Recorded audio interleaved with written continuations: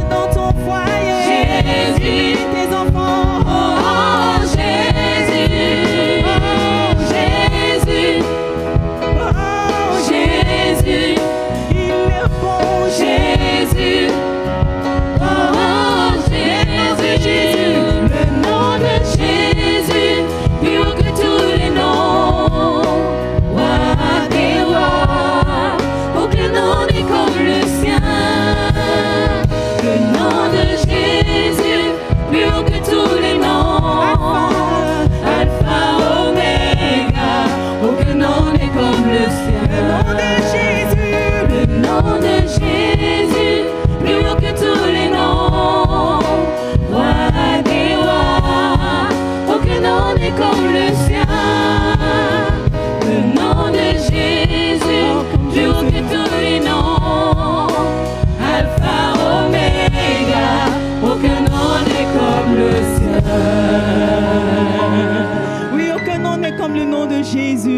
C'est le nom merveilleux que Dieu nous a donné. Oh, ce nom est si merveilleux. Oh, que ce nom est si merveilleux. Oh oui, tu peux te connecter avec le ciel maintenant. Là où tu es installé, sur ton canapé, même peut-être dans la cuisine. Mais tu peux te connecter au ciel. Dieu est avec toi. Il descend, le ciel descend dans ta maison. La présence de Dieu est là. Il est si merveilleux ce nom. Nous allons l'adorer. Nous allons le louer. Nous allons proclamer que Dieu nous a tellement aimés. Tu étais là dès la création, Fils unique du Dieu très haut. Les mystères de ta gloire révélés en toi, Christ, notre Seigneur. Oh, ce nom est si merveilleux. Oh, ce nom est si merveilleux. Le nom de Jésus-Christ, mon roi. Oh, ce nom est si merveilleux. Sa beauté est sans pareil. Oh, ce nom est si merveilleux. Le nom de Jésus.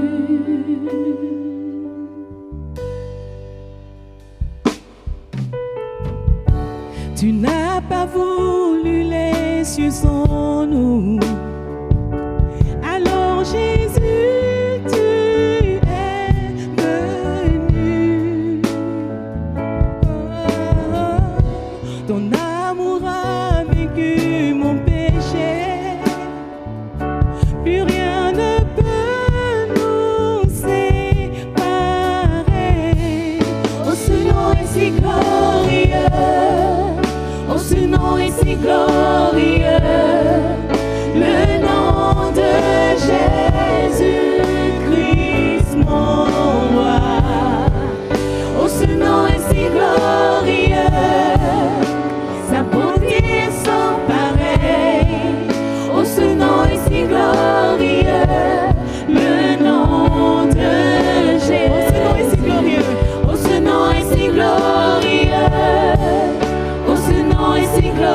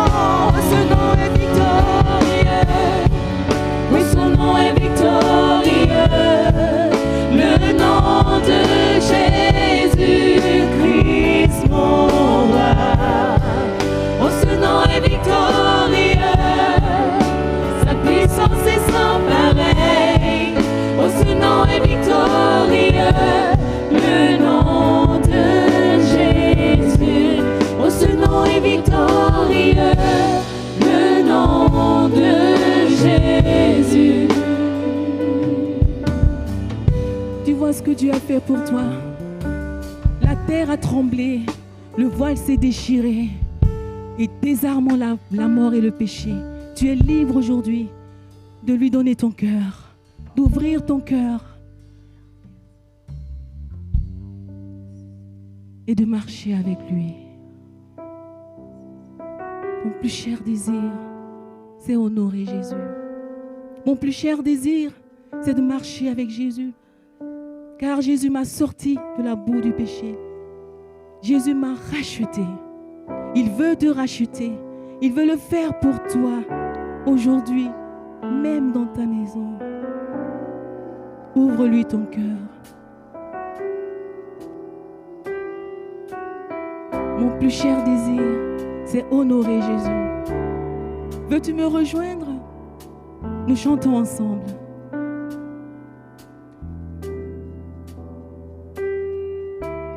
Mon plus cher désir, c'est t'honorer.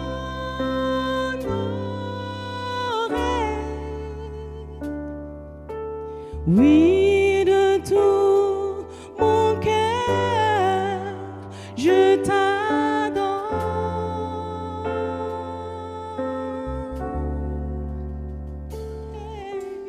Tout ce qui est en moi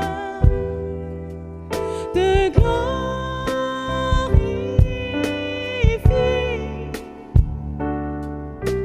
Tout ce que j'adore est en toi.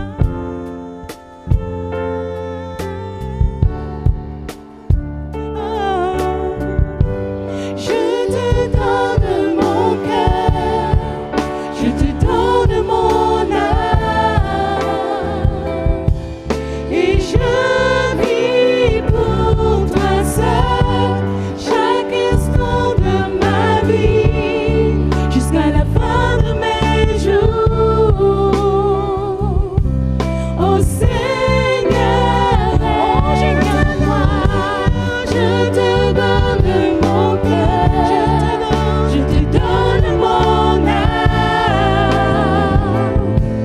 et je vis pour toi seul chaque instant de ma vie, jusqu'à la fin de mes jours. Oh Seigneur, règne en moi.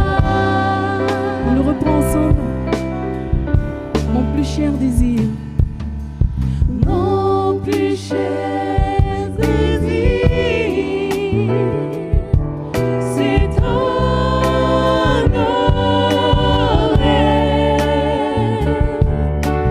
Oui, de tout mon cœur, je t'adore.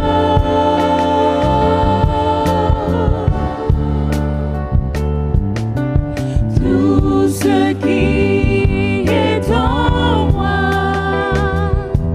te glorifie.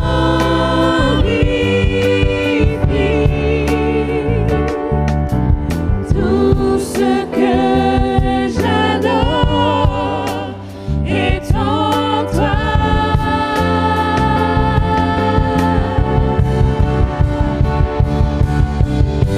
Je te donne mon cœur, je te donne mon âme, et je vis pour toi seul chaque instant de ma vie, jusqu'à la fin de mes jours. Oh Seigneur, règne en moi, je te donne mon cœur, je te donne mon âme, et je vis pour toi seul chaque instant de ma vie, jusqu'à la fin de mes jours. Oh Seigneur, règne. Oh Seigneur, règne en moi. Oh Seigneur, règne en moi. Oh Seigneur, règne en moi. Il veut régner dans ton cœur. Il veut régner dans ta maison. Il veut régner dans ton foyer. Il veut régner pour toi. Il veut régner.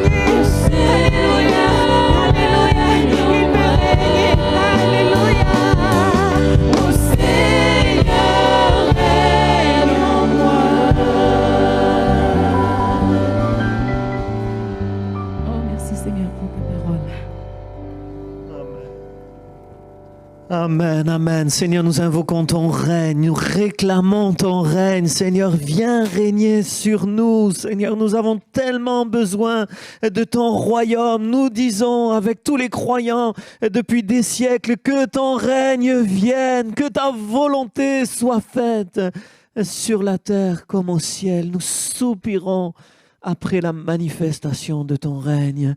Amen, amen, amen. Un grand merci aux musiciens pour ce temps de louange, d'adoration. Nous vivons des temps particuliers et puis une parole de l'Écriture m'a interpellé pour aujourd'hui. C'est une nouvelle saison qui commence, mais peut-être ce texte peut nous permettre de comprendre certaines choses pour continuer. En tout cas, un encouragement. Dieu continuera toujours d'agir. Alléluia. Dieu n'en a jamais fini avec nous. Dieu n'en a jamais fini avec cette terre. Alléluia. Dieu continue de vouloir agir, même si nous ne comprenons pas toujours ce que Dieu fait dans notre temps. Et c'est ce que nous allons regarder ensemble dans 1 Samuel chapitre 4. Premier livre de Samuel, chapitre 4, si vous voulez bien le prendre avec moi. Nous saluons tous les internautes, tous ceux qui nous suivent d'Antibes, d'ailleurs, de toute la France, d'où que vous soyez, si vous nous suivez ce soir. Voilà, nous vous saluons au nom du Seigneur Jésus. Dans le chapitre 3, il est étonnant ce chapitre 3 d'un Samuel, puisqu'il commence avec cette idée, il n'y avait pas de vision. Il n'y avait pas de vision, il n'y avait pas de parole, il n'y avait pas de révélation, c'était pas fréquent ce temps-là. Et puis le chapitre 3 finit en disant que lui, Samuel, grandissait, l'Éternel était avec lui, il ne laissait pas tomber à terre les paroles de Dieu, et puis il a été établi comme prophète, et Dieu continuait à se révéler à lui. Au chapitre 4, au verset 1, nous lisons ensemble, le texte dit « La parole de Samuel était adressée à tout Israël ». Et donc il y a cette idée, ça y est, Samuel est un homme de Dieu établi, il prêche la parole, il est connu, reconnu en Israël, il a une force, un impact puissant dans sa génération. Et là, la suite est étonnante. Et la suite va nous amener sur le thème d'aujourd'hui, le serviteur de Dieu traverse aussi les épreuves. Israël sortit à la rencontre des Philistins pour combattre. Ils campèrent près de Eben-Ézer. Et les Philistins campaient à Aphek. Donc voilà, ils sont face à face. Un combat va s'engager. Les Philistins se rangèrent en bataille en face d'Israël et le combat s'engagea.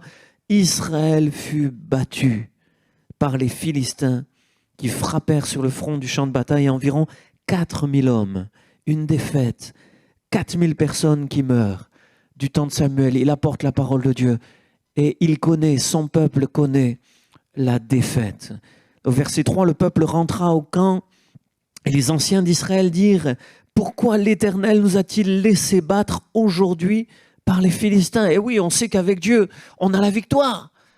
Et qu'est-ce qui se passe? Pourquoi la défaite à ce moment-là? Allons prendre à Silo l'arche de l'alliance de l'Éternel, qu'elle vienne au milieu de nous et qu'elle nous sauve de la main de nos ennemis. Ils avaient cette conviction que si l'arche était là, l'arche symbolisant la présence de Dieu, si l'arche était là, si Dieu était là, il y aurait la victoire. Alors ils vont chercher l'arche. Mais ils mettent leur confiance dans cet objet, plutôt que mettre leur confiance en Dieu lui-même. Qu'elle nous sauve, dit le texte, comme si c'était une arche qui pouvait sauver un peuple, et non le Dieu invisible qui était symboliquement présent sur cette arche, au travers des chérubins qui y étaient. La suite du texte dit « Le peuple envoya un détachement à Silo, d'où l'on apporta l'arche de l'alliance de l'Éternel des armées qui siège entre les chérubins.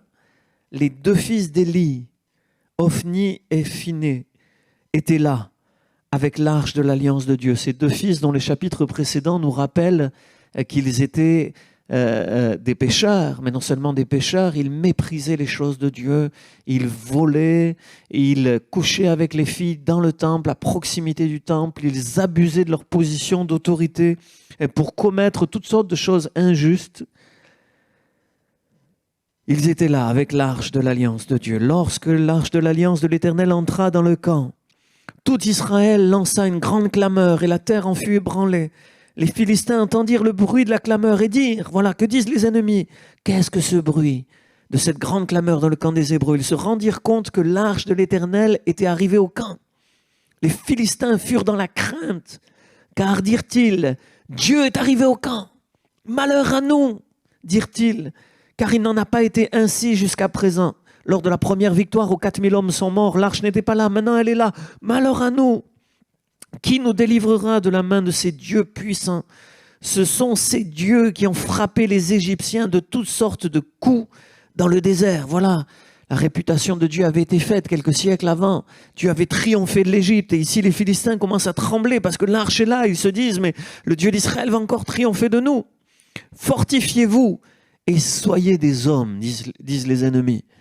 Là où Israël s'appuie sur une arche, les ennemis s'appuient sur leur humanité, sur leur propre force. Philistins, de peur que vous ne soyez asservis aux Hébreux, comme ils vous ont été asservis, soyez des hommes et combattez. Donc les Philistins se fortifient avec leurs armes. Ils livrèrent bataille et Israël fut battu. Au verset 10 comme au verset 2, une nouvelle défaite. Chacun s'enfuit dans sa tente. La défaite fut très grande et il tomba d'entre les Israélites 30 000 hommes de pied. L'arche de Dieu fut prise et les 2 fils d'Éli, Ophni et Phiné, moururent. Ces 2 hommes qui étaient comme des demi-frères pour Samuel. Il a grandi avec eux. Ils étaient, semble-t-il, plus âgés que lui. Un point de repère dans la maison de Dieu, mais un mauvais exemple qu'il s'est gardé de suivre, mais quand même des hommes auxquels il devait être attaché, meurent. Et puis l'arche est prise. C'est-à-dire l'arche sainte de Dieu, elle est entre les mains des adversaires. Un homme de Benjamin accourut du champ de bataille et vint à Silo. Le même jour, les vêtements déchirés, la tête couverte de terre, c'est le deuil, c'est la tristesse, c'est le drame. Lorsqu'il arriva, Élie était en train de guetter. Donc Élie, le sacrificateur en chef, assis sur un siège près de la route, car son cœur tremblait pour l'arche de Dieu. À son entrée dans la ville, cet homme annonça la nouvelle et toute la ville poussa des cris. Élie, entendant les bruits de ces cris, dit « Que signifie ce bruit tumultueux ?» Et l'homme s'empressa de venir annoncer la nouvelle à Élie. Or, Élie était âgé de 98 ans. Il avait les yeux fixes, ne pouvait plus voir. L'homme dit à Élie « C'est moi, j'arrive du champ de bataille. Je me suis enfui du champ de bataille. » Il dit « Que s'est-il passé, mon fils ?» Le messager répondit « Israël a fui devant les Philistins. » Et le peuple a éprouvé une grande défaite. Même tes 2 fils, Ophni et Phiné, sont morts. Et l'arche de Dieu a été prise. À peine eut-il fait mention de l'arche de Dieu qu'Élie tomba de son siège à la renverse, à côté de la porte. Il se rompit la nuque et mourut, car c'était un homme vieux et pesant. Il avait été juge en Israël pendant 40 ans. 40 ans juge en Israël. Un homme de Dieu malgré tout, qui avait eu une influence énorme sur le peuple. Et puis cet homme meurt ainsi. L'arche prise, ses propres fils tués, lui-même s'écroule vieux et pesant. Sa belle-fille, femme de Phiné, était enceinte et sur le point d'accoucher. Lorsqu'elle a entendu la nouvelle de la prise de l'arche de Dieu, on a du mal à comprendre, mais c'était vraiment l'objet le plus saint en Israël. Et ça choque cette femme. Son mari est mort, mais elle est aussi choquée. C'était inconcevable, c'était impossible que les choses puissent tourner si mal que l'arche de Dieu même soit prise. Et elle est choquée par cela. Lorsqu'elle entendit la nouvelle de la mort de son beau-père, de celle de son mari, elle se courba et accoucha, car les douleurs l'avaient surprise. Comme elle allait mourir, celles qui étaient auprès d'elle dirent « Sois sans crainte, tu as enfanté un fils, un garçon. » Mais même le fait d'enfanter un garçon ne lui apporte aucune joie. Elle ne répondit pas et n'y fit pas attention. Et elle appela le garçon Ichabod, en disant « La gloire est bannie d'Israël. » Littéralement, elle est déportée. Il y a une déportation de la gloire. La gloire est déportée. Au travers de l'arche qui a été prise par les ennemis, c'est comme si la gloire sortait du territoire d'Israël. La gloire de Dieu est partie. La gloire de Dieu est perdue. Ikabod signifie pas de gloire. Ou encore, où est la gloire? Où elle est? Hélas, la gloire, elle n'est plus. Elle est perdue. Elle est bannie. C'est à cause de la prise de l'arche de Dieu et à cause de son beau-père et de son mari, elle dit, la gloire est bannie d'Israël, car l'arche de Dieu est prise. Donc, un texte long, je suis désolé, et puis je ne vais pas être long dans mon message, je vais se contenter de lire, de méditer ce texte et le chapitre suivant aussi, mais d'abord ce texte qui nous montre que Samuel va traverser une épreuve terrible, une humiliation même, on pourrait dire. Il n'est pas responsable de ce qui se passe ici. On sait par le contexte que Élie et ses fils ont péché, mais lui, Samuel, n'est pas responsable de ce qui se produit. Mais il partage aussi la défaite du peuple. Ici, il est mentionné au tout premier verset, la parole de Samuel était adressée à tout Israël pour dire qu'il est bien présent, mais ensuite on n'entend plus parler de lui. Ensuite, le drame se déroule devant ses yeux, à lui aussi comme devant les nôtres, et il est comme un témoin silencieux du drame qui se produit. Dieu l'avait prévenu qu'un châtiment allait venir sur la famille d'Élie. Il ne savait pas toutes les circonstances et tous les détails du châtiment. C'est même pire que ce qu'il aurait pu imaginer, puisque c'est non seulement Élie et ses 2 fils qui sont morts dans la même journée, mais l'arche de Dieu est prise. Et comme le dit bien, c'est comme prophétique la parole de cette femme de Phiné. Ikabod, plus de gloire. C'est comme prophétique pour dire la gloire de Dieu est sortie. Samuel est dans son ministère prophétique. Il donne la parole de Dieu. Il est fidèle à Dieu. Il a une influence de plus en plus grande sur le peuple. Et qu'est-ce qui se passe pour le peuple? Une défaite. Une défaite pour le peuple, mais pour lui aussi, il en fait partie. L'homme de Dieu qui meurt, Élie, est son père adoptif. Et l'homme qui lui a tout appris. L'homme dont il se sent peut-être le plus proche. Sur la terre, les 2 qui sont morts, je l'ai dit, sont les garçons qui ont été élevés comme des demi-frères qui ont été élevés avec lui. L'arche, au chapitre 3 et au verset 3, on a ce détail. La lampe de Dieu n'était pas encore éteinte et Samuel était couché dans le temple de l'Éternel. Où était l'arche de Dieu? L'arche près de laquelle il dormait, qu'il gardait, voilà, cette présence de Dieu dont il se sentait proche.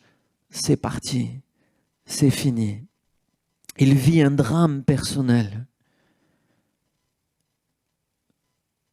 alors qu'il sert le Seigneur. Alors qu'il est fidèle pour recevoir les paroles de Dieu, il voit la désolation et la misère de son peuple. Et moi j'aimerais dire, j'ai 2 points, donc mon premier point c'est celui-là. Mais j'aimerais dire que les croyants sont solidaires de leur temps, de leur époque. On n'échappe pas aux épreuves qui sont celles de notre temps. Et on vit les épreuves que vivent les autres, avec des drames qui peuvent nous impacter également émotionnellement, intérieurement, et nous remettre en question profondément. Le détail de ce que vit, de ce que ressent Samuel n'est pas donné, mais il nous est bien montré qu'il est là et qu'il traverse ces choses avec les autres sans pouvoir rien faire. Il est en quelque sorte à bout de force. Même son ministère de prophète ne suffit pas à changer les circonstances.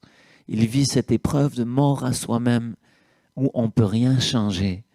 On peut juste baisser la tête, prier et dire « Seigneur, Seigneur, Seigneur, je t'en supplie, fais quelque chose. » Et pourtant, le désastre est là. La suite du texte au chapitre 5, parce que je crois que c'est important, nous montre un deuxième aspect que je crois essentiel dans cette traversée de l'épreuve par les serviteurs de Dieu. Au chapitre 5, les Philistins prirent l'arche de Dieu et la transportèrent de Ebenezer, à Ashdod. Donc ils ont pris l'arche et puis la transportent dans une de leurs villes à Ashdod. Les Philistins prirent l'arche de Dieu, ils la firent entrer dans le temple de Dagon et la placèrent à côté de Dagon. Le lendemain, les Asdodiens, les habitants, se levèrent de bon matin et voici, donc une nuit, l'arche est dans le temple de Dagon qui est un faux dieu diabolique, un démon, puissance de ténèbres. Voici que Dagon, une statue aussi, était tombée face contre terre devant l'arche de l'Éternel. Ils prirent Dagon, ils le remirent à sa place. Donc voilà, leur idole tombe, qu'est-ce qu'ils font? Ils la relèvent. Le lendemain, ils se levèrent de bon matin. Et voici que Dagon était tombé à nouveau face contre terre devant l'arche de l'Éternel. Et la tête de Dagon et ses 2 mains gisaient détachées sur le seuil. Il ne lui restait que le tronc. Et donc, ils l'ont redressée, et puis elle est tombée à nouveau, la tête s'est coupée, les bras sont coupés, comme pour montrer que l'Éternel, Dieu d'Israël, est plus puissant que ce démon, que cette puissance de ténèbres, que ce Dagon. Et puis verset 5, c'est pourquoi les sacrificateurs de Dagon et tous ceux qui entrent dans le temple de Dagon à Ashdod ne marchent pas sur le seuil jusqu'à aujourd'hui. Qu'est-ce qu'ils font les adversaires? Dieu leur montre sa puissance. Et eux, ils relèvent la statue. Et eux, comme elle est tombée, et une deuxième fois, et que la tête s'est coupée, les bras sont coupés, qu'est-ce qu'ils font? Ils sautent, ils ne marchent pas dessus, comme si c'était saint, la tête de Dagon qui a été coupée par la puissance de l'Éternel. Ils s'accommodent, ils s'adaptent, ils aménagent leur vie dans ce qui est en train de se passer au lieu de se remettre en question. Mais la suite du texte nous montre que Dieu ne va pas s'arrêter là. Et au fond, c'est la pensée principale ici. Dieu défend sa gloire. Quand la gloire de Dieu semble perdue au milieu des hommes, quand même les serviteurs de Dieu ne peuvent plus rien faire parce que les circonstances s'imposent à eux, Dieu lui-même se lève et va défendre sa gloire. Verset 6. La main de l'Éternel, et c'est la clé de ce texte, plusieurs fois il y a l'expression la main de l'Éternel. La main de l'Éternel s'appesantit sur les Asdodiens, et il mit la désolation parmi eux. Il les frappa d'hémorroïdes à Ashdod et dans son territoire. Voyant qu'il en était ainsi, les gens d'Asdod dirent « L'arche du Dieu d'Israël ne restera pas chez nous, car sa main est inflexible. » Sa main est inflexible contre nous et contre Dagon, notre Dieu. Ils firent chercher et rassemblèrent auprès d'eux tous les ducs des Philistins, les responsables. Il y avait 5 villes de Philistins. Ils dirent, que ferons-nous de l'arche du Dieu d'Israël? Ils répondirent, que l'arche du Dieu d'Israël soit transférée à Gath. Ils n'ont toujours pas compris. Ils ont relevé leur statue. Ils ont sacralisé l'entrée là où leur statue était tombée. Ils sont malades et puis ils transportent l'arche dans une autre ville. On transféra l'arche du Dieu d'Israël, mais après ce transfert à Gath, la main de l'Éternel fut sur la ville et il y eut une très grande consternation, désolation, consternation. Et il frappa les gens de la ville depuis le plus petit jusqu'au plus grand. Ils eurent une éruption d'hémorroïdes. Alors, ils envoyèrent l'arche de Dieu. Qu'est-ce qu'ils font? Ils l'envoient à Écron, une 3e ville des Philistins. Lorsque l'arche de Dieu entra dans Écron, les Écroniens poussèrent des cris en disant, on a transféré chez nous l'arche du Dieu d'Israël pour nous faire mourir, nous et notre peuple. Là, ils comprennent quand même qu'il y a quelque chose là. Hein? Ils firent chercher et rassemblèrent tous les ducs des Philistins. Ils dirent, renvoyez l'arche du Dieu d'Israël, qu'elle retourne à sa place et qu'elle ne nous fasse pas mourir, nous et notre peuple, car dans toute la ville, c'était une consternation mortelle. C'est-à-dire, il y avait des morts. La main de Dieu s'y appesantissait fortement. Les gens qui ne mouraient pas étaient frappés d'hémorroïdes et l'appel au secours de la ville montait jusqu'au ciel. Je finis ma lecture pour aujourd'hui. Mon 2e point, c'est Dieu lui-même se lève. Les adversaires croient qu'ils ont gagné. Et souvent dans notre histoire, le monde croit avoir gagné. Le monde proclame son autorité. Les hommes qui travaillent par leur propre force pensent avoir triomphé. Et c'est quand ils pensent avoir triomphé que Dieu commence à les renverser. Ils renversent leurs idoles, ce à quoi ils croient, ce à quoi ils tiennent. Ils renversent leur santé. Ils les confrontent à la mort pour qu'ils comprennent leurs limitations et qu'ils commencent à faire monter une prière vers le ciel. Ce texte finit en disant un appel au secours de la ville montée jusqu'au ciel. Dieu est intervenu pour défendre sa gloire, sa réputation. Les Philistins avaient 5 villes. 3 ont suffi. Hein. Ils n'ont pas fait passer l'arche dans les autres villes. On verra la suite une autre fois. Mais voilà, là, ils ont dit, ça y est, on va la renvoyer. C'est fini. Je reviens sur Samuel et je finis sur ce récit. Il n'est pas mentionné dans tous ces chapitres, mais il est présent, comme je l'ai dit. Et ce qui est formidable, c'est que c'est lui certainement qui a écrit ce livre ou une partie de ce livre. En tout cas, ce livre porte son nom. Et il a dû connaître avec le peuple un grand découragement quand il a vu l'arche partir et les gens qu'il aimait mourir. Et puis là, il a dû entendre parler de ce qui se passait chez les Philistins. Il a dû dire, le Seigneur défend sa gloire. Alléluia. Le Seigneur est encore à l'œuvre. Je m'étais découragé pendant un temps, je m'étais dit que c'était trop dur, je m'étais dit que c'était la honte, la gloire était perdue, mais Dieu est encore à l'œuvre. Et moi, j'aimerais vous dire, des fois, il y a des moments où on est troublé, il y a des moments où c'est le malheur autour de nous, c'est le désastre, les choses ne vont pas comme il faudrait. Même l'œuvre de Dieu est touchée. Mais dans ces moments-là, Dieu continue son œuvre. Dieu n'agit pas toujours comme on croit. Mais Dieu défend sa gloire, alléluia. Quand même son ministère de prophète est quelque part humilié par la catastrophe au travers de laquelle il passe lui aussi avec tout le peuple, Dieu défend sa gloire. Quand l'arche est entre les mains des ennemis, Dieu défend sa gloire et triomphe de nos ennemis. Amen. Le peuple a été purifié de ses fausses croyances. Le peuple s'appuyait sur l'arche plus que sur Dieu lui-même, vivait dans l'infidélité et croyait que Dieu allait combattre avec eux. Le peuple a été purifié de ses fausses croyances. Chapitre 4. Puis chapitre 5, le peuple a été rassuré. Dieu est encore là. Et moi j'aimerais vous dire ce soir, je vous partage cette pensée toute simple. J'aimerais dire peut-être à quelqu'un qui a connu des temps de troubles, d'incertitude, de remise en question. J'aimerais te dire, Dieu est encore là. Il n'agit pas toujours comme on croit. On ne le voit pas toujours à l'œuvre. Mais Dieu continue son œuvre. Si je ne me trompe pas, ça a duré plusieurs mois. Cette histoire avec l'arche qui était en terrain ennemi. Mais l'arche va revenir. L'arche va revenir. Et moi, j'aimerais te dire, la bénédiction va revenir. Il y a eu des temps difficiles, mais la bénédiction va revenir. Reste fidèle. J'aimerais qu'on ferme nos yeux. Les musiciens vont me rejoindre. Ils vont nous chanter un chant. Mais alors que vous êtes là chez vous et que vous écoutez cette vidéo, j'aimerais que vous puissiez fermer vos yeux avec nous. Et que vous puissiez vous aussi vous tourner vers Dieu. Et dire, Seigneur, ce monde, cette génération, cette société a connu bien des malheurs. Et Seigneur, moi aussi, quelque part, j'ai connu l'église fermée. Nous avons été dans la génération où les églises sont fermées. Nous avons été dans la génération où les chrétiens meurent aussi d'une pandémie mondiale. Nous sommes dans la génération menacée par le terrorisme. Nous sommes dans la génération où la liberté est restreinte parce qu'on a peur de tous côtés. Mais nous sommes aussi dans la génération où Dieu est encore là au milieu de nous. Alléluia. La gloire semble bannie. Mais Dieu n'a jamais fini d'agir. Dieu n'a pas dit son dernier mot. Dieu n'a pas renoncé à donner gloire à son nom. Alléluia.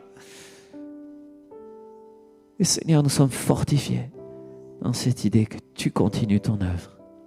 Tu continues ton œuvre. Et tu triompheras de nos ennemis, de ceux qui triomphent par leur propre force. C'est toi qui auras le dernier mot. Seigneur, merci. Avec Job, nous voulons dire, mon Rédempteur est vivant. Il se lèvera le dernier sur la terre. C'est toi qui auras le dernier mot, Seigneur, en toutes choses. Et nous, comme Samuel, nous voulons simplement te rester fidèles.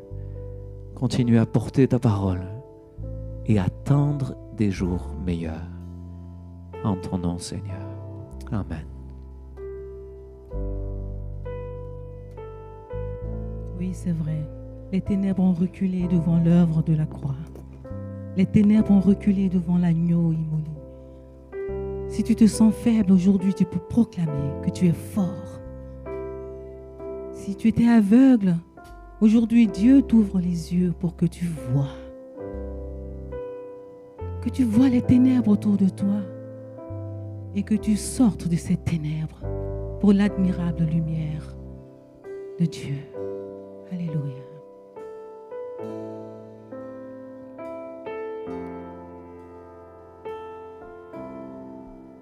Les ténèbres ont reculé devant l'œuvre de la croix, devant l'agneau immolé qui s'est sacrifié pour moi.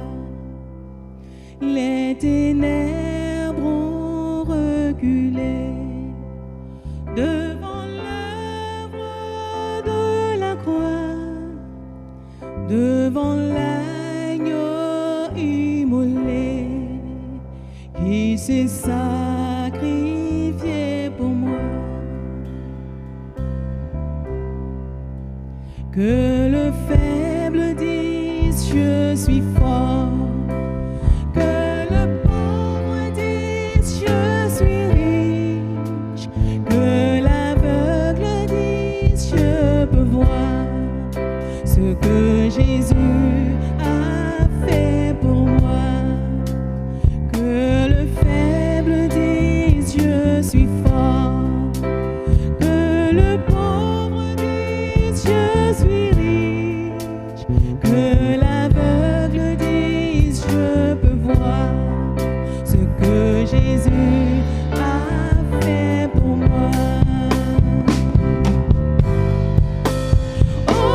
Hosanna, Hosanna à l'agneau immolé. Hosanna, Hosanna, Jésus est ressuscité. Hosanna, Hosanna à l'agneau immolé. Hosanna, Hosanna, Jésus est ressuscité. Jésus est ressuscité. Jésus est ressuscité. Jésus est ressuscité. Jésus est ressuscité. Jésus est ressuscité. Jésus est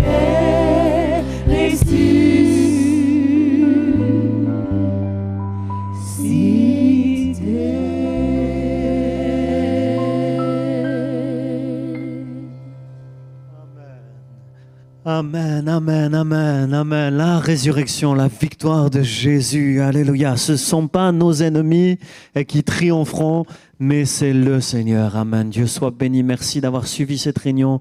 Que Dieu vous bénisse abondamment. Bienvenue en présentiel, en direct, en physique à l'église, à nos réunions. Donc le mardi soir à 19h30, le dimanche, nos cultes à 9h30 et 11h15. On sera heureux de vous accueillir dans une salle agrandie avec davantage de surface pour maintenir les distances et vivre ces cultes en toute sécurité. Soyez les bienvenus. Et puis, si vous ne pouvez pas venir, vous pourrez toujours nous suivre en vidéo tous les mardis 19h ou 19h30, on verra ça, et tous les dimanches à 10h sur YouTube, égliseantibes.com. Que Dieu vous bénisse abondamment avec les vôtres, même dans les temps difficiles. Le Seigneur est toujours présent. Amen.